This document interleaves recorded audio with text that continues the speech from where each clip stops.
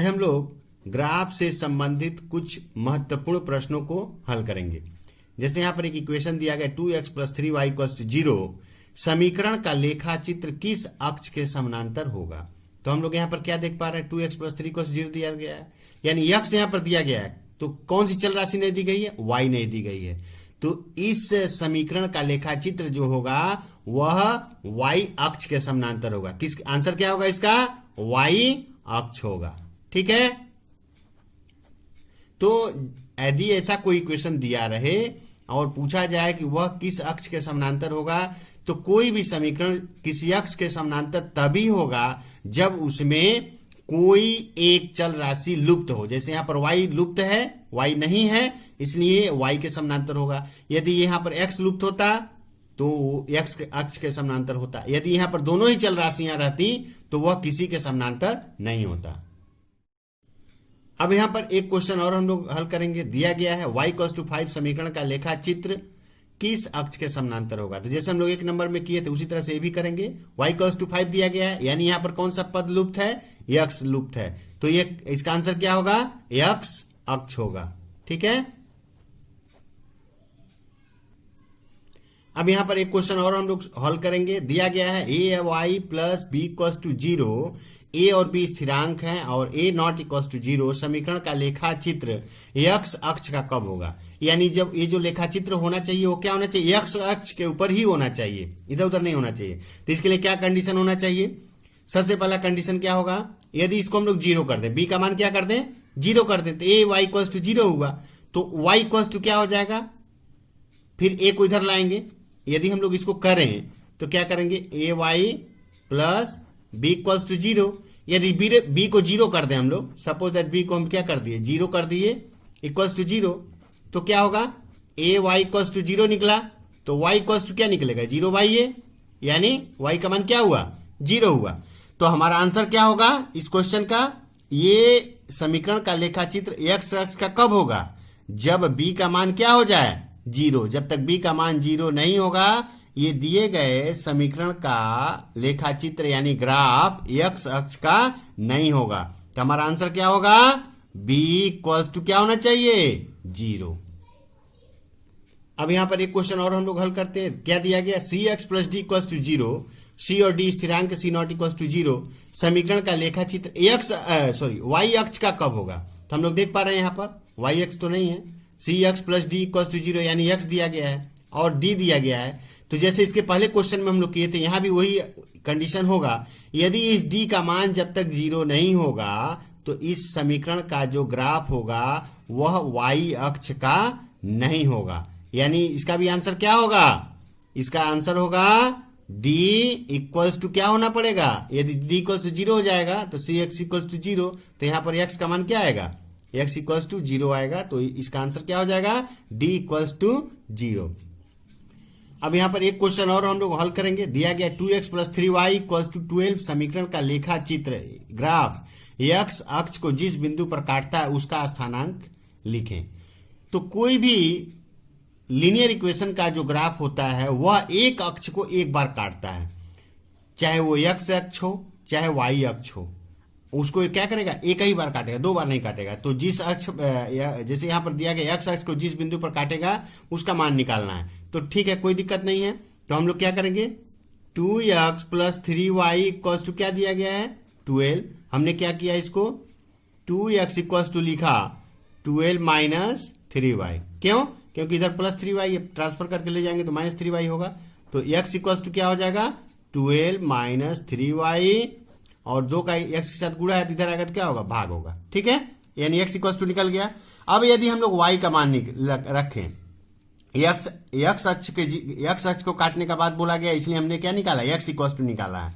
यदि y अक्ष को काटने का बात होता तो हम लोग y = निकालते हैं, यहाँ पर x = नहीं निकालते। ठीक है, तो जैसे x अक्ष को बोला है इसी तरह से दूसरा क्वेश्चन y अक्ष के लिए भी पूछा जा सकता है। तो यहाँ x अक्ष के लिए पूछा है तो हम लोग क्या करेंगे, यहाँ पर y का मान क्या करेंगे, 0 रखेंगे। x अक्ष कब होगा, जब y का मान क्या हो, 0। ठीक है, तो यहाँ पर y का मान यदि हम लोग 0 रखते हैं, यदि y का मान क्या रखते हैं, 0, तो यहाँ पर x का मान क्या निकलेगा, x = क्या निकलेगा, 12 - 3 × 0 बटा में तो 12 में से ये गुणा होगा तो 0 ही रहेगा, और 12 में 0 घटाएंगे तो 0, यानी 12 बटा क्या हुआ 2, कटेगा तो 6 के 12, यानी हमारा जो बिंदु होगा, जिस बिंदु पर ये सरल जो समीकरण जो है ये x अक्ष को जिस बिंदु पर काटेगा उसका स्थानांक क्या होगा 6 0। ठीक है, ये हम लोग का आंसर हुआ। इसी प्रकार यदि इसी क्वेश्चन को देकर के ये पूछता कि यह y अक्ष को किस बिंदु पर काटेगा, तो हमने यहां पर हमको क्या निकालना पड़ता, y इक्वल टू निकाल करके फिर मान रख करके निकालना पड़ता। अब यहाँ पर एक बहुत ही महत्वपूर्ण क्वेश्चन को हम लोग हल करेंगे ग्राफ के द्वारा। दिया गया 3x + 4y = 12 के लेखा चित्र और दोनों अक्षों से बने त्रिभुज का क्षेत्रफल निकालें। ठीक है, तो कोई दिक्कत नहीं है। तो सबसे पहला काम हमको इसका ग्राफ ड्रा करना पड़ेगा, उसके लिए हमको इसका टेबल करना पड़ेगा। तो जो दिया गया इक्वेशन पहले उसको लिखते हैं, 3x + 4y = क्या है 12 है, और 3x = क्या लिख सकते हैं हम लोग 12 - 4y लिख सकते हैं, और x = क्या लिख सकते हैं 12 - 4y। 3 का इसके साथ गुणा है तो इधर आएगा तो क्या होगा भाग होगा, नीचे लिखेंगे। अब इसके लिए टेबल हम लोग बनाते हैं। टेबल हो गया, कम से कम 3 मान लेना पड़ता है x y। ठीक है, अब हम लोग इसमें कोशिश करेंगे, x और y अक्ष को बोला गया है तो ऐसा करेंगे कि एक बार y का मान 0 आए, एक बार x का मान 0 आए, तो इसको हल करने में क्या होगा सुविधा होगा। अगर नहीं भी आता है तब भी कोई प्रॉब्लम नहीं है। तो यहाँ पर हम लोग देख पा रहे हैं, यदि y का मान हम लोग यहाँ 0 रखें, हम लोग 0 से ही रखना शुरू करते हैं। 0 रखने से 12 - 0 तो 12 हो गया, 3 से 12 तो कट ही जाता है। यानी y का मान यदि हम लोग 0 रखते हैं तो x का मान क्या निकल रहा है 12 - 0 बटा में 3, यानी 3 चौके 12 4 आ गया। ठीक है, इसी प्रकार अब हम लोग क्या करेंगे, y का मान 0 रखें, इसके बाद क्या करेंगे, यदि y का मान हम लोग क्या करते हैं 0 में 3 को जोड़ दें, क्योंकि यहाँ 0 रखे हैं, 3 को जोड़ेंगे तो 3, यानी y का मान हम लोग क्या रखते हैं 3, तो 4 3 12, 12 - 12 0 हो गया, यानी x का मान क्या आएगा 0 आएगा। ठीक है, अब यहाँ पर y का मान 3 रखे थे, फिर अब 3 ऑलरेडी यहाँ पर 3 है, नेक्स्ट मान क्या होगा 3 और उसमें जोड़ेंगे 6, तो 6 यहाँ पर रखेंगे, 6 चौक 24 -24 हुआ, -24 में से 12 को घटाएंगे तो -12 होगा, तो यानी 3 चौके 12 यानी -4 होगा। यानी यहाँ पर यदि y का मान हम लोग 6 रखते हैं तो x का मान कितना आ रहा है -4 आ रहा है, क्योंकि -24 हुआ, -24 में से +12 घटेगा तो -12, -12 बटा में 3 काटेंगे तो -4। ये हम लोग का टेबल हो गया। ठीक है, अब हम लोग क्या करेंगे, इसको अपने ग्राफ के ऊपर इसको अंकित करेंगे। ये हमारा ग्राफ का जो x अक्ष और y अक्ष है ड्रा किया हुआ है, ये हमारा मूल बिंदु है। अब हम लोग इस मान को क्या करेंगे प्लॉट करेंगे, अंकित करेंगे। तो जो पहला मान है 4 0, यानी x का मान 4 + 4 और y का मान 0, तो ये +4 हो गया, और y का मान क्या है 0, तो यहीं पर रह जाएगा 0। ठीक है, y तो ऊपर जाना नहीं है, मतलब 0 है तो 0। दूसरा मान क्या है, x का मान 0, y का मान 3, x का मान 0 0 मतलब हो गया 0, और y का मान फिर यहीं से ऊपर जाएंगे हम लोग, क्योंकि +3 दिया हुआ है तो 1 2 3। ठीक है, ये हो गया।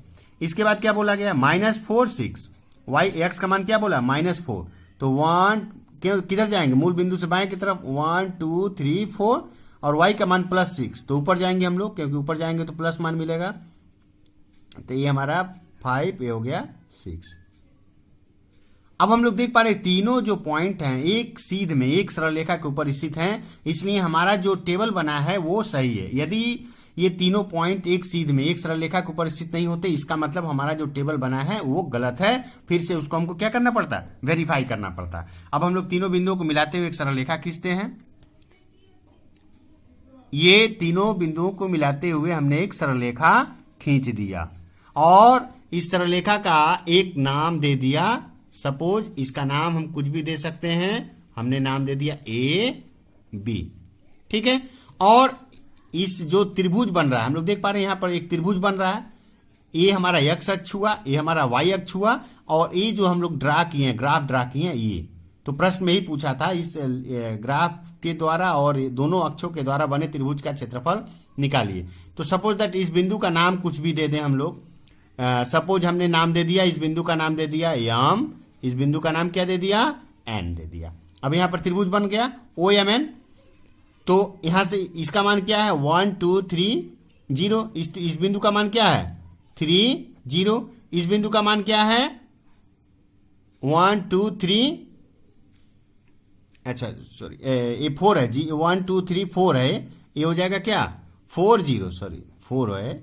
और ये है क्या 1 2 3, यानी ये कितना हो जाएगा 0, क्योंकि x का मान 0, y का मान ऊपर जा रहा है तो 3। और इस पॉइंट का मान क्या है -4 और 6, -4 और 6। अब इस त्रिभुज का क्षेत्रफल चाहिए, तो त्रिभुज